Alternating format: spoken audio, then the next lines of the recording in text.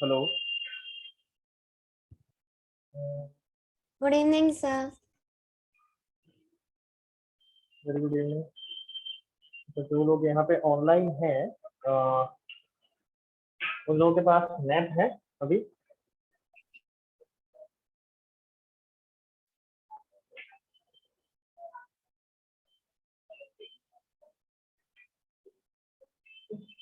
किया, कश्विनी, प्रज्वल, नेहा, धैर्य, तनिषा, आप यस। लोगों के पास नेट फिजिकल या पॉलिटिकल मैप है आप लोगों के पास? हाँ सर है। Yes sir. Okay. Yes sir. अच्छा, तो सबसे पहले तुम लोगों को क्या करना है, अकॉर्डिंग टू योर इंटेलेक्चुअलिटी आप एक काम करो, एक फिजिकल मैप ले लो, सॉरी पॉलिटिकल मैप ले लो, और पॉलिटिकल मैप के अंदर जितने भी स्टेट्स हैं, जितने तुमको याद है उतने फिलअप कर दो।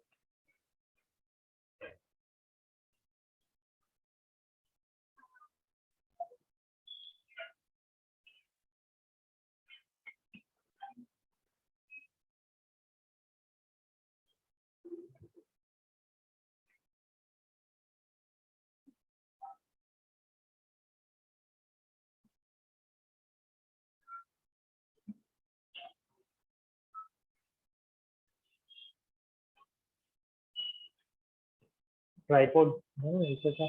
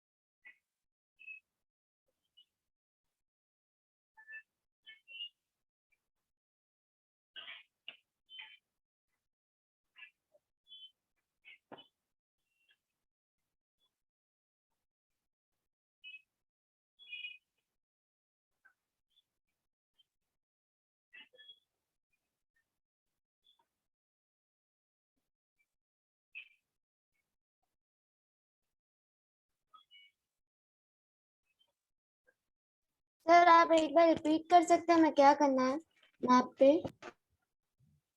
तुम लोगों के पास पॉलिटिकल मैप है, तो पॉलिटिकल मैप के अंदर तुम लोगों को जितने भी स्टेट याद है अभी उसको फिलअप करो।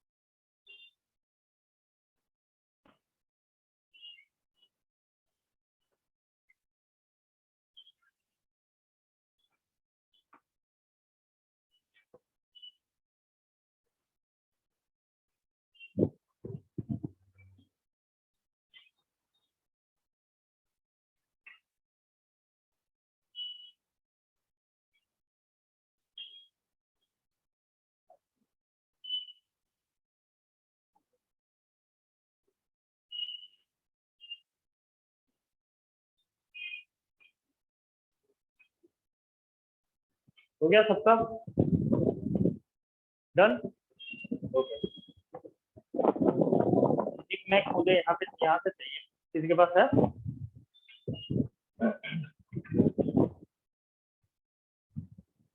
पेंसिल? यहाँ वाले सारे आगे आ जाओ।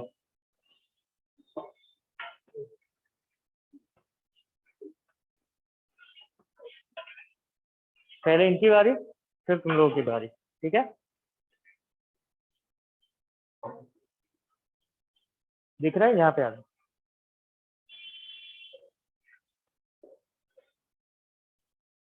देखो, सबसे पहले तो हमें स्टेट्स लर्न करना है। अगर स्टेट्स लर्न करोगे तो तुम लोगों को पता चलेगा कि वहां पे रिवर्स कितनी है, ठीक है? कौन से स्टेट में कौन से रिवर है, कौन से स्टेट्स में कौन से क्रॉप्स होते हैं, ठीक है? तो ये सबसे ज्यादा मिनरल इंडस्ट्रीज कहाँ पे है, फिर मैन्युफैक्चरिंग इंडस्ट्रीज कहाँ पे, तो ये सारे जो स्टेट्स हैं अगर तुमको याद रहेंगे तो ही तुम लोग वेरीफाई कर पाओगे या क्लैरिफाई कर पाओगे मैप के अंदर कि कौन सी जगह पे कौन सी इंडस्ट्री है, कौन सी जगह पे कौन से क्रॉप्स हैं, कौन सी जगह पे कौन सी रिवर है, ठीक है? तो सबसे बेसिक चीज ये है, तुमको मैप याद होना चाहिए, ठीक है? मैप रीडिंग अच्छा होना चाहिए। तो देखो, स्टार्ट करते हैं यहाँ से, हम लोग यहाँ के हैं, ठीक है? तो यहाँ से स्टार्ट करते हैं, इसको बोलते हैं गुजरात, ठीक है? हम लोग क्या करेंगे, क्लॉकवाइज जाएंगे ऐसे, ठीक है? और बीच बीच में कुछ भी आता होगा तो उसको भी लेते चलेंगे, ठीक है? हमेशा याद रखना हो तो इस तरह से याद रखो, आप जहां से बिलोंग करते हो वही स्टेट पकड़ो और वहां से फिर क्लॉकवाइज जाओ, ठीक है? तो मैं यहाँ से बिलोंग करता हूँ तो मैंने यहाँ पे लिखा राजस्थान, इसके ऊपर क्या आएगा, सॉरी, गुजरात और राजस्थान, इसके ऊपर क्या आएगा, ये हरियाणा, ठीक है? इसके ऊपर पंजाब, फिर यहाँ जम्मू एंड कश्मीर, ठीक है? हाँ, स्पेसिफिकली ये कश्मीर है और ये जम्मू है, ठीक है? पर यहाँ पे ये तो मैप इस तरह से लिखा हुआ है, और अभी रिसेंटली जो वहां पे लद्दाख का जो पूरा हुआ, ठीक है, वो आर्टिकल कैंसिल हो गया जिसकी वजह से उन्होंने ये यूनियन टेरिटरीज बना दी है, ठीक है? फिर है हिमाचल प्रदेश, नहीं, जम्मू एंड कश्मीर ही लिखना है हमें सिर्फ, हिमाचल प्रदेश, फिर ये है उत्तराखंड, इसके बाद में ये वाला पोर्शन आएगा यूपी, बिहार, मैं इनिशियल्स लिख रहा हूँ सर, ठीक है? फिर यहाँ पे Sikkim, this is Nepal, this is Bhutan, ठीक है? अब यहाँ पे सबसे ज्यादा दिक्कत यहाँ पे आती है, तो इसको कैसे सॉल्व किया जाए? तो याद रखना है, सेंटर में क्या है, असम, सेंटर में है असम, ठीक है? असम के नॉर्थ डायरेक्शन में है अरुणाचल प्रदेश, असम के नॉर्थ में अरुणाचल प्रदेश, ठीक है? असम के साउथ में, मतलब कि ये वाला पोर्शन, ये आएगा मेघालय, ठीक है? फिर आसाम के ईस्टर्न डायरेक्शन में सबसे पहले आएगा यहाँ पे नागालैंड, फिर आएगा मणिपुर, फिर मिजोरम एंड त्रिपुरा, और त्रिपुरा के बाजू में यहाँ पे है बांग्लादेश। इतना क्लियर हो गया? ठीक है। फिर बिहार से अलग हुआ था झारखंड, तो यहाँ पे आएगा झारखंड, और झारखंड और बिहार के बाजू में जो होता है वो होता है वेस्ट बंगाल, ठीक है? वेस्ट बंगाल के नीचे आता है उड़ीसा, इसके नीचे एक ही था पूरा पहले, आंध्र प्रदेश, पर अभी तो दो बट गए हैं, तो ऊपर वाला है तेलंगाना, नीचे वाला है आंध्र प्रदेश। अब याद रखो, एपी, एपी मतलब कि आंध्र प्रदेश होता है, कभी अरुणाचल प्रदेश नहीं होता है, ठीक है? एपी मतलब आंध्र प्रदेश, ठीक है? और आंध्र प्रदेश के नीचे आएगा तमिलनाडु, तमिलनाडु के बाजू में केरला, केरला के ऊपर कर्नाटका, अब ये कर्नाटका में थोड़ा सा पॉइंट दिख रहा है साइड में, उसको बोलते हैं गोवा। अब गोवा एंड कर्नाटका के ऊपर ऑब्वियस बात है महाराष्ट्र आएगा। महाराष्ट्र के ऊपर ये बीच में सेंटर में मध्य प्रदेश एमपी, और इसके बाजू में ये इससे ही अलग हुआ है, मतलब ये आता है छत्तीसगढ़। रहा कुछ बाकी? यहाँ पे है अंडमान एंड यहाँ पे है निकोबार आइलैंड, ये है लक्षद्वीप आइलैंड, ये है श्रीलंका। इसके नीचे जाओगे यहाँ पे तो आएगा मालदीव, ये है म्यांमार, ठीक है। अब इसके बाजू में है ये पाकिस्तान, यहाँ पे है चाइना, इसके ऊपर यहाँ पे आएगा अफगानिस्तान, ठीक है। इसके ऊपर जाएंगे तो कजाकिस्तान, ठीक है, फिर तुर्कमेनिस्तान। हाँ, बॉर्डर शहर होती है जम्मू कश्मीर के साइड, इसलिए अफगानिस्तान लिखते हैं। तो पाकिस्तान, ऊपर अफगानिस्तान, फिर कजाकिस्तान, फिर तुर्कमेनिस्तान, मतलब उसको बोलते हैं कुत्ता पाकिस्तान। हम लोग जब पढ़ते थे तब ये याद रखते थे, कुत्ता पे KUTA, मतलब Kazakhstan, Uzbekistan, Turkmenistan, Afghanistan and Pakistan, इस तरह से याद रखा जाता है, ठीक है, कुत्ता सर पाकिस्तान। आप एक बार मैप दिखाओगे क्या? हाँ हाँ हाँ, मैं दिखा देता हूँ। पता चला? अब ये मैप यहीं छोड़ रहा हूँ, तो तुम लोग बारी बारी देख लो, और वही चीज आपको 5 बार प्रैक्टिस करनी है एक ही मैप पे रब कर करके, ठीक है।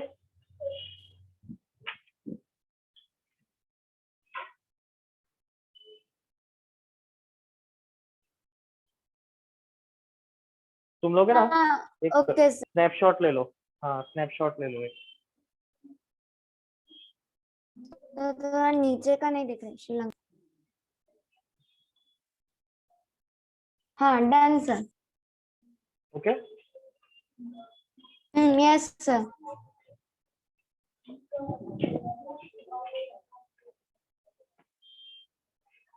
यहाँ वाले आगे आ जाओ।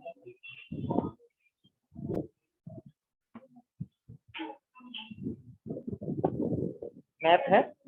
नहीं है? किसी के पास मैप है एक्स्ट्रा? फिर ये भी रीयूज कर लेना।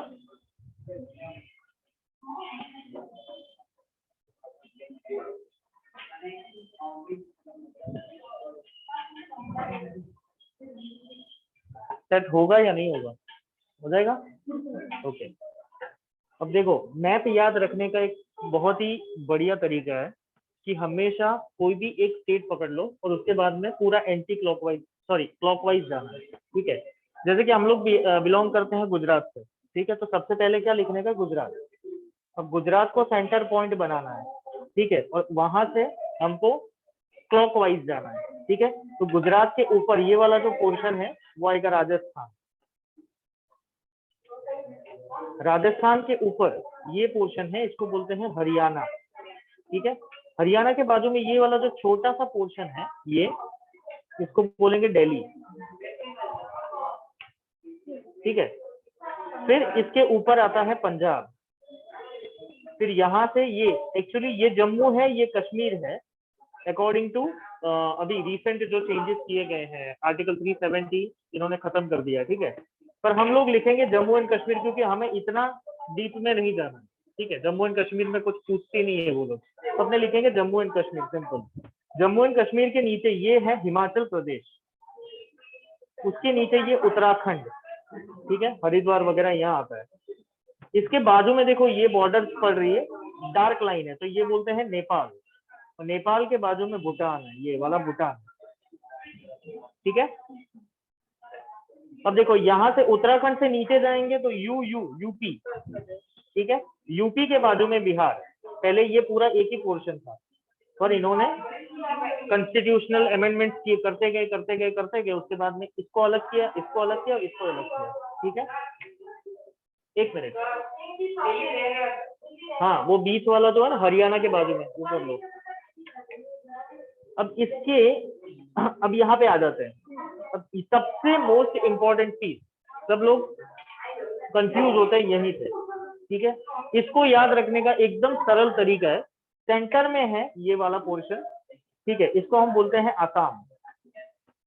सेंटर में आसाम रहेगा, ठीक है, क्योंकि आसाम प्रोविंस वहां पे सबसे बड़ा है, और ये जो जितने भी स्टेट्स हैं आजू बाजू में, वो सारे आसाम के अंदर ही अपना केस लड़वाने जाते हैं, क्योंकि एक ही हाई कोर्ट है वहां पे, गुवाहाटी हाई कोर्ट, और गुवाहाटी हाई कोर्ट आसाम के अंदर है, ठीक है। आसाम के नॉर्थ डायरेक्शन में ये अरुणाचल प्रदेश, ठीक है, आसाम के ईस्टर्न डायरेक्शन में दिस इज नागालैंड, जहां पे सबसे ज्यादा नक्सलाइट पाए जाते हैं, ठीक है, नक्सलाइट। नागालैंड के नीचे ये आता है मणिपुर, दिस इज मिजोरम, और मिजोरम के बाजू में ये देखो, ये है ना कोई एक एनिमल का शेप लग रहा है, ये इसका मुंह है, ये इसका पेट है, ठीक है, ये इसका एक पैर है और ये दूसरा पैर है, मुड़ा के रखा हुआ है, ठीक है। तो जो दूसरा पैर मुड़ा के रखा हुआ है उसको बोलते हैं त्रिपुरा, ठीक है। और ये पीछे वाला जो पोर्शन है, मतलब कमर वाली जो पोर्शन, ये इसको बोलते हैं मेघालय। क्लियर? 7 सिस्टर्स, सेंटर में आसाम, ऊपर अरुणाचल प्रदेश, नागालैंड, मणिपुर, मिजोरम, त्रिपुरा, मेघालय। पूरा सर्कल खत्म हो गया। अब यहाँ का सर्कल खत्म करते हैं। इसके बाजू में, मतलब त्रिपुरा एंड मेघालय की बॉर्डर जहां पे अड़ती है उसको बोलते हैं बांग्लादेश, ठीक है। इसके बाजू में ऑब्वियस बात है, यहाँ बांग्ला है तो यहाँ पे भी बांग्ला ही होगा, वेस्ट बंगाल, ठीक है। अब देखो, वेस्ट बंगाल के बाजू में ये वाला जो पोर्शन है, ये बिहार से अलग हुआ था काफी सालों पहले, तो ये है झारखंड। बिहार से झारखंड अलग हुआ था और मध्य प्रदेश से छत्तीसगढ़ अलग हुआ था, ठीक है। अब झारखंड के नीचे, यहाँ पे वेस्ट बंगाल के नीचे, झारखंड के नीचे उड़ीसा, इसके नीचे ये पूरा आंध्र प्रदेश था पहले। अब आंध्र प्रदेश में से भी 2016 में अलग हो गया, तो ऊपर वाला बन गया तेलंगाना, जहाँ पे सबसे ज्यादा तेलुगु पीपल्स रहते हैं, और नीचे आंध्र प्रदेश, जहाँ पे सबसे ज्यादा आंध्रा पीपल्स रहते हैं, ठीक है, आंध्र प्रदेश। इसके नीचे आएगा तमिलनाडु, इसके यहाँ पे साइड में आएगा केरला, ये है कर्नाटका। तो कर्नाटका के बाजू में यहाँ पे ऊपर ये है गोवा, इसके ऊपर महाराष्ट्र, और ये सेंटर में आएगा एमपी। अब इसके अंदर से ये अलग पड़ा था, तो हम बोलेंगे छत्तीसगढ़, ठीक है। क्लियर? खत्म हो गया पूरा मैप। अब ये रह गए हैं लिंगरिंग, तो इसको बोलेंगे अंडमान एंड इसको बोलेंगे निकोबार, ठीक है। तो अंडमान एंड निकोबार आइलैंड, और ये है लक्षद्वीप आइलैंड। यहाँ पे आएगा श्रीलंका, यहाँ पे आएगा मालदीव, यहाँ पे चाइना, यहाँ पे पाकिस्तान, इसके ऊपर यहाँ पे अफगानिस्तान, इसके ऊपर तुर्कमेनिस्तान, के ऊपर उज्बेकिस्तान, फिर कजाकिस्तान, ये सारे। हाँ, यहाँ पे आएगा म्यांमार। क्लियर? पता चला? एक बार देख लो। यही मैप जो है तुम लोग को प्रैक्टिस करनी है, जब तक याद ना रह जाए। ऐसे नींद में से भी उठा के पूछो तो बोल दे हाँ इस जगह पे है मणिपुर, ठीक है। ऐसे हमको याद करना है। हाँ, Arabian Sea, Bay of Bengal, Indian Ocean, yes.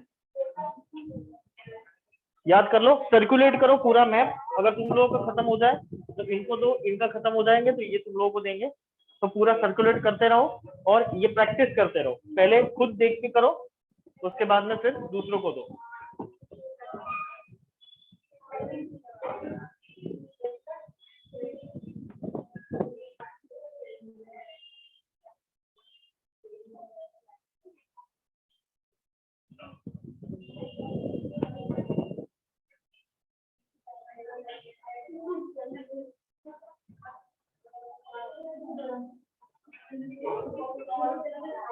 Kavya, यहाँ का फैन बंद कर दो ना।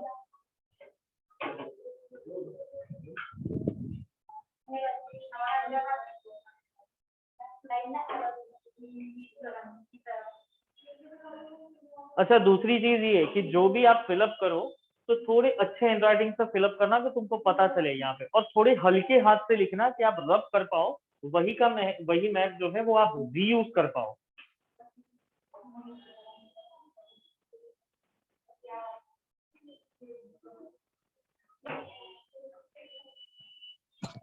Sir, yes sir, Yaksh Gajjar is in the waiting room. Okay okay join.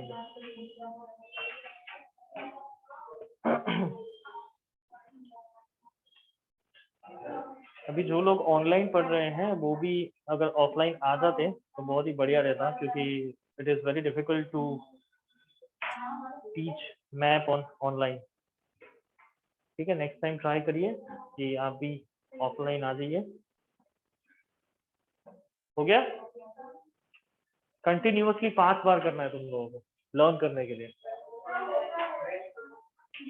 वापस रब करके वापस करो, वापस रब करके वापस करो, एंड डू इट इंडिविजुअली करो, Excuse me, एक साथ मत करो, इंडिविजुअल करो। Excuse me, sir. पेंसिल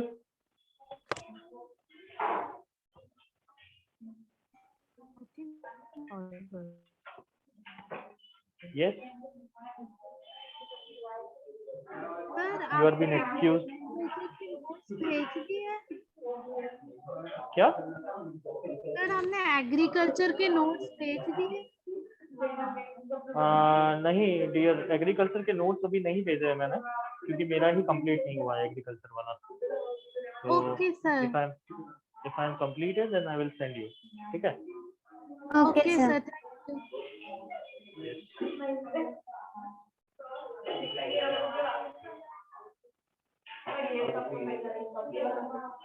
जो सही है उसको रहने दो, जो सही नहीं है, हाँ मतलब ये मैंने किया हुआ है। अच्छा, तो जिसमें जो सही है वो रहने दो, पूरा सही है ना, बस तो फिर वापस करना है। मैंने बोला ना आपको इतना याद होना चाहिए कि मतलब कि आप कुछ भी काम करते हो बीच में मैं आके इंटरप्ट करके पूछूं।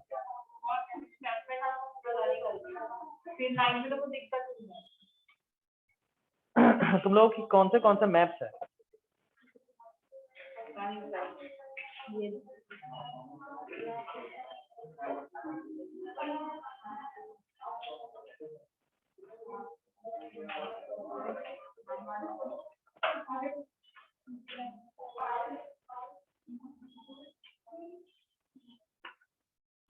एक ये है,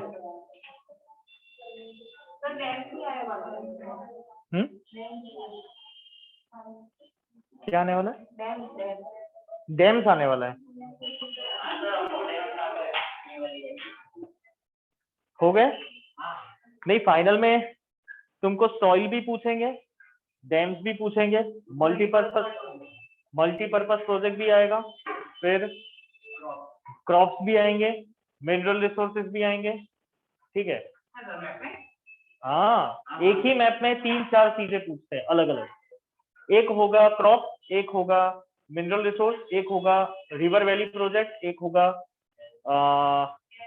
सॉइल। इस तरह से 4-5 चीजें पूछेंगे 5 मार्क्स में। एक ही 5 मार्क का क्वेश्चन होगा, 5 चीजें आपको एक साथ करनी है।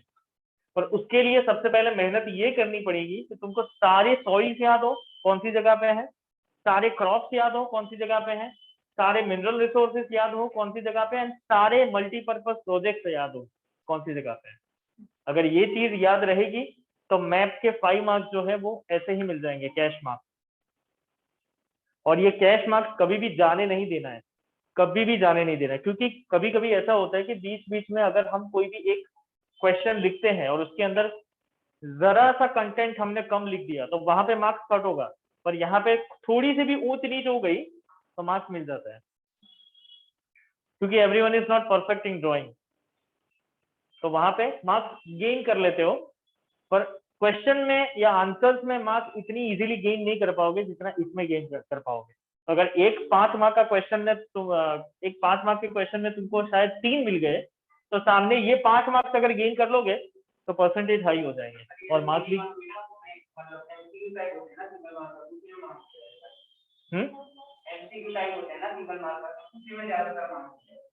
हाँ वो तो है, पर वो तुमको इसी तरह से लर्न करना होगा। मतलब कि जैसे कि मैं आज से तुम लोगों को इस तरह से होमवर्क दूंगा कि तुम लोगों को क्या करना होगा कि जो भी चैप्टर्स यहाँ पे चलते हैं, फॉर एन एग्जाम्पल मैंने सबसे पहले चैप्टर चलाया था एग्रीकल्चर वाला, ठीक है।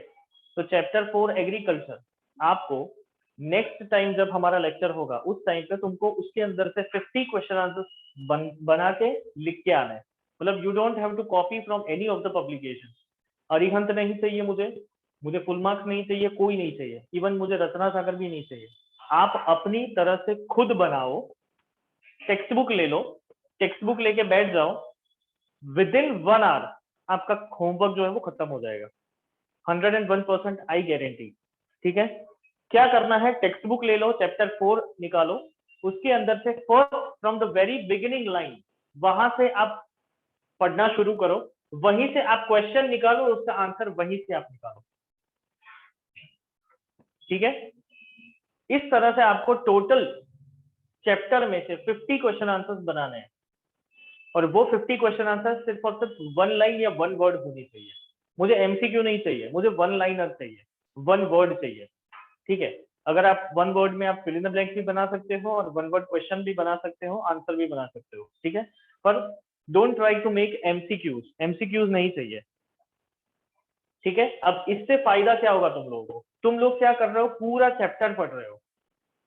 ठीक है, अब पूरे चैप्टर पढ़ने के बाद तुम लोग उसके अंदर से क्वेश्चन निकाल रहे हो, मतलब कि तुम्हारी टेंडेंसी जो है चैप्टर पढ़ने की, या तो कौन से चैप्टर में कौन सी जगह पे कौन सा क्वेश्चन आया हुआ है, तो वो तुम लोगों को पता होगा। अब समझ लो कि सबसे ज्यादा मार्क्स जो है वो यहीं से गेन होते हैं, अगर तुमको चैप्टर का कोना कोना पता है कि कौन सा क्वेश्चन कहाँ पे है या कौन सी चीज कहाँ पे लिखी हुई है। आपको जो पिक्चर्स दिए हुए हैं उसके नीचे जो इंट्रोडक्शन दिया हुआ है वो भी नहीं छोड़ना है, वहां से भी आपको क्वेश्चन निकालना है। ठीक है, अगर इसकी प्रैक्टिस पड़ गई तुम लोगों को तो आई बेट कि आपके कोई मार्क्स नहीं काट सकता, क्योंकि आपको सारे चैप्टर में से तुमने इतने क्वेश्चंस निकाले हैं कि तुमको सारे क्वेश्चंस के वेयर अबाउट पता होंगे कि कौन सा क्वेश्चन का आंसर किस तरह से दिया जाता है और कौन से क्वेश्चन का आंसर कितना लिखना है मुझे। ठीक है, 1 मार्कर में तो मतलब सबसे ज्यादा बोलते हैं कि एमसीक्यूज में, ऑब्जेक्टिव्स में मार्क्स कट होते हैं। अगर आप ही बना रहे हो उसके अंदर से तो आपको लर्न तो होगा ही, और अपने हाथ से लिखी हुई चीज कभी भी आप भूल नहीं पाओगे। ठीक है, इसके बाद में और भी मेमोरी पावर बढ़ाने की और भी सारी टेक्निक मैं तुम लोगों को दूंगा कि किस तरह से मेमोरी पावर बढ़ाया जाता है। एक सिचुएशन ऐसी भी आएगी तुम लोगों की कि जब तुम लोग पेपर लिखने बैठे हो, तुम लोगों को पता है पेपर एग्जामिनेशन में कैसे लिखा जाता है। यूजुअली मैंने काफी सारे स्टूडेंट्स को देखा होता है, एग्जामिनेशन लिखने बैठते हैं, पेन लेते हैं हाथ में, एक क्वेश्चन लिखा, दूसरे क्वेश्चन में आए तो आजू बाजू वाले को देखेंगे, ऊपर देखेंगे, नीचे देखेंगे, फिर याद करेंगे। और जब उनको पूछा जाता है कि क्या कर रहे हो तो याद कर रहे हैं सर, याद नहीं आ रहा है। इस तरह से पेपर नहीं लिखा जाता है। मैं तुम लोगों को बोलूं, आपको इतना याद होना चाहिए कि आपकी पेन की नीब जब पड़ती है ना पेपर के ऊपर, वो ऊपर कब आएगी, जब तुम्हारा पेपर खत्म हो। This is the way. हम लोग जब पेपर लिखने जाते थे तो इस तरह से प्रिपरेशन करते थे कि एक टाइम भी, थोड़ा सा टाइम भी, 1 मिनट या 2 मिनट भी हम लोग वेस्ट नहीं करते थे, क्योंकि पूरा फ्लो जो है वो इस तरह से होता है कि ऊपर से लेके नीचे तक सारा तुमने पहले ही मैनेज किया हुआ होता है कि ये क्वेश्चन पहले लिखेंगे, उसके बाद में ये क्वेश्चन। पर उसके पहले जब भी आपके हाथ में क्वेश्चन पेपर आए तब सबसे पहले उसका एनालाइजेशन करना चाहिए, उसको एनालाइज करना चाहिए कि कौन सा क्वेश्चन तुमको आता है वो पहले प्रेजेंट करे। उसके बाद में फिर उससे कम थोड़ा आता है तो उसको बाद में ले, उससे कम आता है तो उसको थोड़ा बाद। हालांकि ऐसा होगा ही नहीं कि कम आता है ज्यादा आता है, प्रिपरेशन तो सबकी सेम ही होती है। तो इस तरह से हमको प्रिपेयर करना है कि हमको कभी भी कोई प्रॉब्लम ना आए।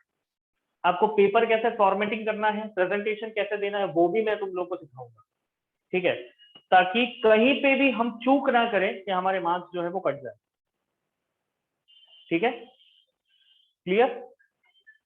तो सबसे पहले तो ये चीज कि मेमोरी पावर तुम्हारी कैसे बढ़ानी है। तो रात को जब तुम लोग सोते हो, ठीक है, आधा घंटा, सिर्फ और सिर्फ आधा घंटा एक एक्सरसाइज मैं तुमको देता हूँ। क्या करना है, रात को सोते टाइम आंख बंद करके सिर्फ ये सोचना है कि जब ये आज का दिन शुरू हुआ था तब से लेके जब खत्म हुआ, अब बेड पे पड़े, तब तक तुमने क्या किया, इसमें क्या होना चाहिए, मोस्ट प्रोबेबली क्या होना चाहिए। तो स्टार्टिंग ऑफ द डे आप जो भी एक्टिविटीज करते हो वो नहीं सोचोगे तो भी चलेगा। हमको ये नहीं सोचना है कि हमने ये यहाँ पे ये किया, वो किया, ब्रश किया, वो कुछ नहीं चाहिए। मुझे सिर्फ क्या चाहिए, तुम लोगों को क्या चाहिए कि जो प्रोडक्टिव एक्टिविटी तुम लोगों ने की है, वो प्रोडक्टिव एक्टिविटी मतलब कि सबसे ज्यादा स्टडी, ठीक है, और या स्टडी रिलेटेड कोई भी एक्टिविटी, जैसे कि स्कूल आप जाते हो, ठीक है, कई कई की तो ऑफलाइन भी शुरू हो गई है, कई लोग अभी भी ऑफलाइन नहीं जाते हैं, ऑनलाइन ही अभी लेते हैं, ठीक है। तो स्कूल में भी सबसे पहले कौन सा पीरियड था और कौन से पीरियड में कौन सा चैप्टर चला है, वो पूरा एनालाइज करो। धीरे धीरे होगा, मतलब शुरुआत से अगर मैं आंख बंद कर लेता हूँ और मैंने सोचा कि भाई पहले चैप्टर में क्या करवाया था, फिर दूसरे चैप्टर में क्या करवाया था, फिर तीसरे चैप्टर, ये नहीं होगा। पहले बहुत ही तकलीफ होगी, आसपास के दूसरे भी ख्याल आएंगे, थिंकिंग प्रोसेस हमारी बहुत ही वाइड होने वाली है, ठीक है। क्योंकि अगर कुछ भी चीज हम सोचने बैठते हैं तो साथ साथ में ऑब्स्टिकल्स बहुत सारे होते हैं, आवाज भी बहुत सारा होता है, इसलिए मैं रात को करने को बोल रहा हूँ ये, ठीक है। तो जब आवाज भी कम होती है, आसपास के लोगों की डिस्टर्बेंस भी कम होती है, तो इस टाइम पे अगर आप एनालाइज करने बैठोगे, एनालिसिस करोगे, तो आपको ज्यादा फायदा मिलेगा। तो प्रोडक्टिव चीज है, सपोज मैंने यहाँ पे कोई भी एक चैप्टर पढ़ा है, फॉर एन एग्जाम्पल मैंने चैप्टर 4 पढ़ा है, जियो का, ठीक है। तो जियो का चैप्टर 4 में सबसे पहले मैंने यहाँ पे बोर्ड में क्या लिखा था वो तुम्हें याद आना चाहिए। उसके बाद में धीरे धीरे धीरे धीरे धीरे धीरे आपकी एनालाइज इतना बढ़ता जाएगा, एनालिसिस पावर इतना बढ़ता जाएगा कि आप जब पेपर लिखने बैठोगे, आपने जो भी अपने हैंडराइटिंग से लिखा हुआ होगा अपनी बुक में, वो तुमको ऐसा फ्लैश होगा। हाँ सही बात है, वो तुम्हें फ्लैश होगा और वही को इमेजिन करके तुम पेपर जो है वो अच्छे से लिख पाओगे। मैं तुम लोगों को यही चीज का मैं काफी सालों से, आज अभी तो मुझे आदत पड़ गई है, मैं नहीं सोचूं फिर भी मैं सोचने लगता हूँ। अगर मैं ना चाहूं कि मुझे नहीं सोचना है, फिर भी मैं एनालिसिस पूरे दिन का करता रहता हूँ। इवन मैं तुम लोगों को बोलूं, अभी मैं जो बात बोल रहा हूँ ना, उसके पीछे मेरा माइंड यहाँ पे एनालाइज करता जा रहा है। इतनी प्रैक्टिस हो गई है मुझे, ये बचपन से ही चीज मैंने की है, जिसके वजह से आज मेरी ऐसी सिचुएशन है। इवन मैं तुम लोगों को बोलूं, मैंने जो भी बुक पढ़ी हो उसके पेज नंबर के साथ मुझे याद होता है कि ये पेज नंबर पे ये पैराग्राफ में ये वर्ड लिखा हुआ है। हाल फिलहाल काफी टाइम हो गया है, जिसकी वजह से कुछ आपकी टेक्स्ट बुक भी काफी टाइम हो गया है, ये कोरोना वायरस की वजह से कुछ मतलब कि रेगुलर आ नहीं रहा है। पर फिर भी आप देखो कि मुझे टेक्स्ट बुक लेने की जरूरत नहीं पड़ती, मुझे सिर्फ टॉपिक बता दो, मैं टॉपिक को पूरा आपके सामने डिटेल पेश कर दूंगा। This is because of analysis और स्टडी, ठीक है। जो भी स्टडीज करो कॉन्सेंट्रेटेडली करो, मतलब जब भी हम कुछ भी एक पैराग्राफ भी पढ़ने बैठते हैं तो इतना कंसंट्रेशन आपके पैराग्राफ के अंदर होना चाहिए कि एक बार पढ़ते हो तो वो याद रह जाना चाहिए। इतना कंसंट्रेशन आपको लाना है। अगर ये कंसंट्रेशन आ जाएगा तो फिर आपको दुनिया में कोई हरा नहीं सकता है। मैं तुम लोगों को स्वामी विवेकानंद बनाना चाहता हूं, और दिस इज माय गोल। और आगे भी मैंने सारे बच्चों को बनाया हुआ है, वो लोग ने काफी अच्छे स्कोर किए हुए हैं, और तुम लोग भी बनोगे और तुम लोग ये सारी चीजें करोगे, मुझे विश्वास है, ठीक है। तो सबसे पहली तुम्हारी एक्सरसाइज है रात को सोते वक्त एनालिसिस करना है, पूरे दिन में तुम लोगों ने क्या किया, खास तौर से जो प्रोडक्टिव चीजें हैं वो तुमको याद रखनी है। फिर दूसरे दिन वापस से वही पूरे दिन का, फिर तीसरे दिन वापस से पूरे दिन का, इस तरह से कंटिन्यूअसली आपको रेगुलर करते जाना है, ठीक है। अब एक वीक के बाद वापस मैं ये टॉपिक छेड़ूंगा और एक वीक के बाद तुम लोग अपना एक्सपीरियंस मुझे बताना कि तुम लोग कैसा लगा। ठीक है, आज कौन सा डे है? Okay sir. Monday. Next Monday को यही चीज मैं वापस तुम लोगों को पूछूंगा कि कैसा रहा एनालिसिस प्रोसेस। ठीक है, फिर तुम लोग मुझे बताना कि कैसा लग रहा है। ठीक है, ओके क्लियर? सर। ओके, चलो कितनी बार किया तुम लोगों ने? एक बार? 5 बार करना था, वही का वही 5 बार। सोचो ये चीज मैं क्यों करवा रहा हूं तुम्हें। लिखी हुई चीज हमेशा याद रहती है, सोची हुई चीज याद नहीं रहती है जल्दी। अगर कुछ भी चीज अगर लिखते हैं हम लोग तो वो हमेशा तुमको याद रहती है। मैं तुम लोगों को बताऊं, मैं जब भी प्रिपरेशन करने बैठता था, चाहे वो आईएएस की प्रिपरेशन हो, चाहे वो कोई भी एग्जामिनेशन की प्रिपरेशन हो, मेरे हाथ में हमेशा एक पेन या पेंसिल रहती है। मैं जो भी चीज यहाँ पे पढ़ता था, साइड में एक रफ बुक थी जिसका कोई यूज नहीं था। ऐसे कोई पेपर भी ले लिया हो, इवन न्यूज पेपर भी ले लिए हो, न्यूज पेपर में तो लिखा हुआ होता था, फिर भी न्यूज पेपर ले लेता था मैं, क्योंकि साइड में पढ़ा है, हाँ कोई काम का नहीं है, ले लो। फिर यहाँ पढ़ता जाऊं और यहाँ पे कुछ ना कुछ ऐसे बनाता जाऊं। एग्रीकल्चर के बारे में पढ़ता हूँ तो एग्रीकल्चर के बारे में यहाँ पे मेरी साइड में नोट्स बनती है कि हाँ इस तरह से एग्रीकल्चर होता है, इसके इतने इतने फैक्ट्स होते हैं, इस तरह से यहाँ पे इतना पॉपुलेशन जो है वो इसके अंदर है, इतना पॉपुलेशन जो इसके अंदर है, हस्बैंड एनिमल हस्बैंड्री भी इसके अंदर आता है, कैटल रियरिंग भी इसके अंदर, इस तरह से पूरी चार्ट बनता जाए ऑटोमेटिकली। और जब मैं पढ़ाई खत्म करूं तब पता चले कि पूरा न्यूज़पेपर भर गया है, सारे पेजेस, हालांकि उसके अंदर लिखा हुआ होता है, फिर भी उसके ऊपर भी मैंने रीराइटिंग की हुई होती है, और जो मैं लिखता जाता हूं वो चीज यहाँ पे छपती जाती है। जो चीज आप लिखते जाते हो वो चीज यहाँ पे छपती है। जैसे कि कंप्यूटर में हम कोई डॉक्यूमेंट बनाते हैं और हम उसको सेव करते हैं, ठीक है, उसी तरह से आप जब कोई भी चीज को पढ़ते पढ़ते लिखते हो तो वो चीज तुम्हारे दिमाग में छप जाती है, और उसके बाद में भले ही आपने रीराइट किया हो कहीं से, फिर भी आपको वो जो है वो क्लीन, एकदम नीट एंड क्लीन दिखाई देगा कि आपने क्या लिखा हुआ है। ये है हमारी माइंड की कैपेसिटी, और ये कैपेसिटी हर एक में होती है। मैं अकेला नहीं हूं कि जो मैंने ये सारी चीजें की है। Even Swami Vivekananda was not alone कि उन्होंने ये कैपेबिलिटीज अंदर डेवलप की थी, ये सारे बच्चों के अंदर होती है। इवन जो ऐसा बोलता है ना कि मैं फिजिकली चैलेंज्ड हूं, उनके अंदर भी ये कैपेबिलिटी होती है, इससे सबसे आगे होते हैं वो। ठीक है, तो ये बस जगाना होता है, बस ये जगाने की जो थियरी है वो मैं तुम लोगों को दिखाता हूँ। यही वे पकड़ो, आगे बढ़ते जाओ, यही करना है तुम लोगों को। और एक टाइम ऐसा आएगा कि जब तुम लोग ये स्टैंडर्ड में नहीं होगे, उसके आगे वाले स्टैंडर्ड में होगे, तब तुम लोग मुझे याद करोगे कि नहीं आज सर ने जो ये सिखाई थी चीज, जिसकी वजह से काफी हेल्प मिल रही है। आज भी काफी सारे बच्चे मुझे याद करते हैं, फोन करते हैं, बोलते हैं कि सर आपने जो चीज सिखाई थी आज हमें पता चली है कि वो चीज जो है वो कितनी यूजफुल है हमारे लिए। क्योंकि आगे जाते जाते अभी तुम्हारा कोर्स जो है वो लिमिटेड नहीं होगा, अभी बढ़ता जाएगा, और जितना बढ़ता जाएगा उतना माइंड की कैपेसिटी है कि याद रख पाओ, पर वहां पे कंफ्यूजन भी क्रिएट होता है। अब ये कंफ्यूजन क्रिएट ना हो उसकी वजह से सबसे पहले तुम्हारे माइंड पे तुम्हारा कंट्रोल होना चाहिए। अब ये कंट्रोल जो है वो एनालिसिस पावर लेके आता है।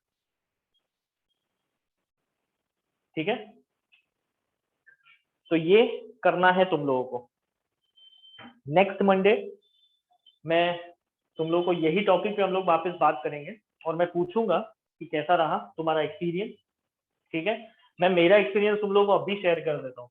When I was in 12th science, I am a science student. When I was in 12th science, मैं पढ़ने में पहले ही मैंने बोला कि मैं इतना होशियार नहीं था, फिर भी मैंने साइंस ले लिया, बस ऐसे ही जिद करके, क्योंकि मुझे कॉमर्स सब्जेक्ट में पता नहीं चलता था। आज मैं कॉमर्स सब्जेक्ट पढ़ा रहा हूँ, इकोनॉमिक्स।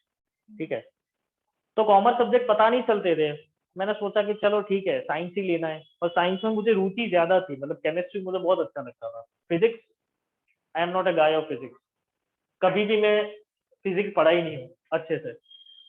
तो जब 12th में था तब घर की भी सिचुएशन ऐसी थी, फाइनेंशियल इतनी क्राइसिस थी, तो पढ़ भी नहीं पाता था। गवर्नमेंट स्कूल में पढ़ा हूँ मैं, ठीक है, 300 रुपए की फीस में, 300 रुपीज में स्कूल फीस भी आ जाती है और लेबोरेटरी भी आ जाती है।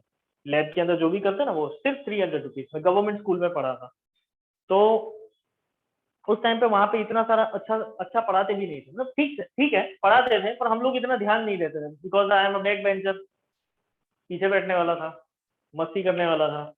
ठीक है चल जाता है, हो जाता है, पास हो जाएंगे हो जाएंगे हो जाएंगे। अब उस टाइम पे सिचुएशन ऐसा हुआ कि गवर्नमेंट ने कुछ 5 पेपर्स निकाले थे। अब मेरी जो, जब मैं 12th में था, मतलब द ईयर ऑफ 2006, मैं 2006 की बात कर रहा हूँ तुम लोगों को, तो 2006 में कुछ नई चीजें आई थी, मतलब कुछ नए अमेंडमेंट्स हुए थे। अमेंडमेंट में क्या है कि अभी जैसे कि 12th स्टैंडर्ड में ऐसा होता है ए ग्रुप एंड बी ग्रुप, ठीक है, ए ग्रुप वाला मैथमेटिक्स है, बी ग्रुप वाला बायोलॉजी है, ठीक है। अब हमारे टाइम पे क्या था कि ये इनिशिएट किया था इन्होंने कि हम लोग करेंगे, सोचा था, इनिशिएट नहीं हुआ था। मतलब हमको क्या पढ़ना था, ए एंड बी दोनों, मैथमेटिक्स एंड बायोलॉजी दोनों पढ़ना था। तो शुरुआत के 3 महीने जो है हमने दोनों पढ़ा, lots and lots of load साथ में लेके घूम रहे थे, ठीक है। और हमारे टाइम पे जो केमिस्ट्री की बुक थी वो chemistry 1 chemistry 2, physics 1 physics 2, mathematics 1 mathematics 2 और बायोलॉजी की एक, इस तरह से, ठीक है। तो पूरा लोड लेके चल रहे थे हम लोग, इतना लोड लिया इतना लोड लिया। 3 महीने के बाद गवर्नमेंट ने अनाउंस किया कि अब मैथमेटिक्स वाले ए में जा सकते हैं और बायोलॉजी वाले बी में जा सकते हैं। हमने सोचा कोई बात नहीं, चलो एक लोड खत्म हुआ। अब उसके बाद में 6 महीने हुए, 6 महीने के बाद वापिस से इन्होंने कुछ चेंजेस किया, क्योंकि पेरेंट्स वहां जाके केओस करने लगे वहां पे कि भाई ऐसा नहीं चलता, ये ना वो ना। तो क्या हुआ, वापिस से गवर्नमेंट ने चेंज कर दिया रूल कि नहीं अभी ए एंड बी नहीं, अभी ए बी वापिस, ठीक है। अब 3 महीने वो पढ़े, 3 महीना नहीं पढ़े, 6 महीना, ठीक है। वापिस 6 महीने के बाद वापिस वही आया, ठीक है। अब जब एग्जाम आई तो वापिस उन्होंने चेंज कर दिया, बोले ए और बी अलग अलग, ठीक है। तो कुछ भी करके हम तो मैथमेटिक्स में चले गए, ठीक है। अब इस जो जो केओस हो रही थी, A B A B A B, ठीक है, तो यहाँ पे तो मतलब दिमाग तो फटेगा ही। और उस टाइम पे जब एग्जामिनेशन आई तो एग्जामिनेशन के अंदर उन्होंने अल्टरनेट पेपर्स जो थे वो उन्होंने हार्ड निकाले। मतलब कि हमारा जो केमिस्ट्री का पेपर था, उसके पहले की बात करूं मैं, कि एंड मोमेंट पे ये सारी चीजें हुई थी तो गवर्नमेंट ने ऐसा सोचा कि हम लोग एक काम करते हैं, हर एक सब्जेक्ट के 5-5 पेपर हम लोग दे देते हैं कि इसी में से पूछेंगे हम लोग, ठीक है। तो हर एक सब्जेक्ट के 5-5 गवर्नमेंट के पेपर बाहर निकले प्रैक्टिस करने के लिए, प्रैक्टिस पेपर। तो वो प्रैक्टिस पेपर सारों ने ले लिए। अब वही प्रैक्टिस पेपर हम लोग प्रैक्टिस करते थे, सोचा कि गवर्नमेंट इसके अंदर से ही पूछेगी क्योंकि ऐसी सिचुएशन थी। अब हुआ यूं कि केमिस्ट्री का, फिजिक्स का पेपर वो 5 पेपर में से आया ही नहीं, and it was so difficult to handle. क्योंकि मैंने जब पहली बार केमिस्ट्री का पेपर, में केमिस्ट्री के एग्जाम देने बैठा था, केमिस्ट्री का पेपर मैंने देखा, तो जो 5 पेपर में केमिस्ट्री के करके गया था, इसमें से एक भी, नॉट अ सिंगल क्वेश्चन वो था, एक भी क्वेश्चन नहीं था उसके अंदर से, सब बाहर का, पेपर्स के बाहर का। टेक्स्ट बुक का तो था पर पेपर्स के बाहर का। पर नसीब मेरा इतना कि मैंने पहले से ही ये आदत रखी थी कि मुझे टेक्स्ट बुक रीड करनी है, ठीक है। यही चीज जो मैं आज तुम लोगों को सिखा रहा हूँ, वही चीज मैंने टेक्स्ट बुक पहले से ही पढ़ी, ठीक है। अब क्या हुआ, जब पहली बार एट ए स्ट्रोक जब मैंने पेपर देखा तो मुझे कुछ नहीं आता था पेपर में से, आई वॉज टोटली ब्लैंक। क्योंकि वो दिमाग में एक आइडिया बैठ गया था, वो दिमाग में एक आइडियोलॉजी चल रही थी कि 5 पेपर में से एक भी क्वेश्चन पूछा नहीं, मतलब कि आप सबसे पहले तो वही डिमोटिवेट हो जाओगे पेपर देखते ही, ठीक है। कि आपको बोला गया था वो करने के लिए, आपने किया, फिर भी उसके अंदर से पेपर आया नहीं। फाइनली फिर पेपर मैंने पूरा देखा, वहां पे डिमोटिवेशन, एक क्वेश्चन जाए थोड़ा लूज हो जाऊं, दूसरा क्वेश्चन जाए, तीसरा क्वेश्चन जाए, चौथा, इस तरह से मैं पूरा ओवरव्यू किया। तो एट लास्ट जब 5th क्वेश्चन मैंने देखा, तब मुझे थोड़ा बहुत चांस मिला कि यहाँ पे शायद कुछ मेरे को आता होगा, ठीक है। और फिर 15 मिनट तक मैंने क्या किया पता है, पेन का निब जो है वो क्लोज करके रख दी साइड में, ऐसे करके मैंने आंख बंद करके बैठ गया, बस एनालिसिस प्रोसेस मैंने वही शुरू कर दी।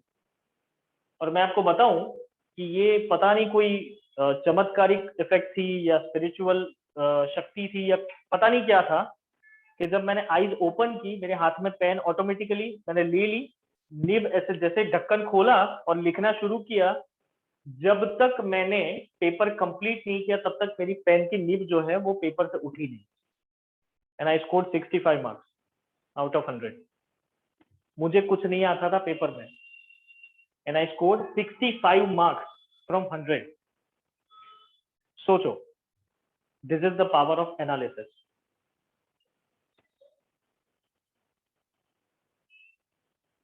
आज इसी की वजह से मैं इंडियन नेशनल जो नेशनल डिफेंस एकेडमी की नेवल एकेडमी है, इंडियन नेवी, उसमें भी मैं जाके आया था 2 महीने, और उसकी भी एग्जाम मैंने क्लियर की। गुजरात का अकेला बंदा था, 2006 में मैंने क्लियर की थी।